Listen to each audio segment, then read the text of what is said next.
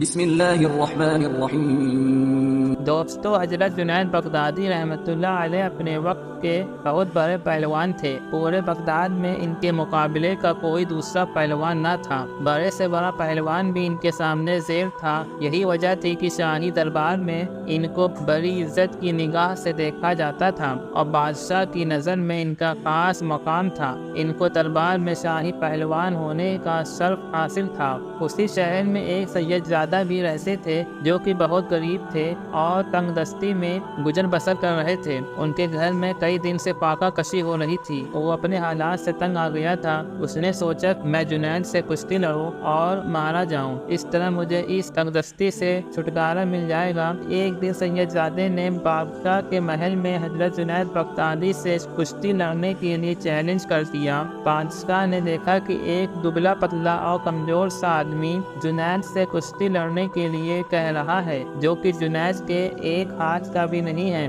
بادشاہ نے کچھ دیر سوچا اور اس شخص سے کہا کہ تم کو جنید کی طاقت کا اندازہ نہیں ہے، اس لیے تم اپنے گھر واپس چلے جاؤ۔ لیکن سید زادہ نہیں مانا اور اپنی ضد پر اڑا رہا۔ جب بادشاہ کے کئی دفعہ سمجھانے کے بعد بھی وہ نہیں مانا تو انہوں نے مجبور ہو کر کشتی کی تاریخ مقرر کر دیا۔ طے کیے وقت پر سارے لوگ کشتی کے میدان میں جمع ہو گئے۔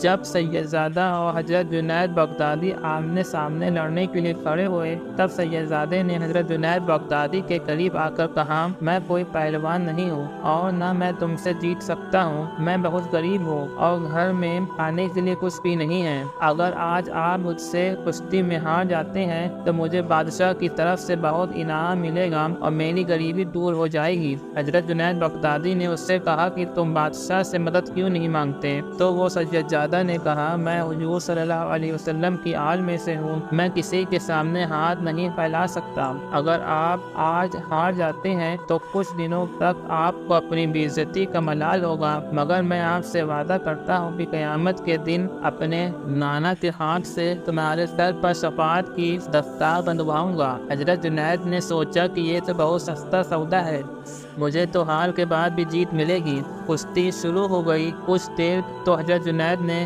زور آزمائش کی، پھر اچانک گر گئے اور سید زادہ ان کے سینے پر بیٹھ گیا اور زور زور سے کہنے لگا، میں جیت گیا، میں جیت گیا۔ یہ منظر دیکھ کر سبھی حیران رہ گئے۔ حضرت جنید بغدادی بوجھل قدموں سے اپنے گھر چلے گئے اور گھر جا کر سوچنے لگے کہ آل نبی کی آبرو کے لیے ہار جانا آخرت کی ہمیشہ کے لیے جیت ہے۔ پھر آپ کو نیند آ گئی اور خواب میں آپ نے دیکھا کہ حضور صلی اللہ علیہ وسلم تشریف لائے ہیں اور فرما رہے ہیں کہ جنید، میرے نواسے نے تم سے قیامت کے دن شفاعت کی دستار بندھوانے کا وعدہ کیا تھا، تو اتنی دیر انتظار کس لیے؟ قیامت کے دن شفاعت کی دستار تو بندھے گی ہی، لیکن میں تمہارے سر پر اس وقت ولادت کی دستار باندھ دیتا ہوں۔ حضرت جنید بغدادی رحمۃ اللہ علیہ کی جب آنکھ کھلی تو ان کا پورا گھر خوشبو سے مہک رہا تھا۔ بغداد کا یہ پہلوان آج سید الطائفہ حضرت جنید بغدادی رحمۃ اللہ علیہ کے نام سے سارے عالم میں مشہور ہے۔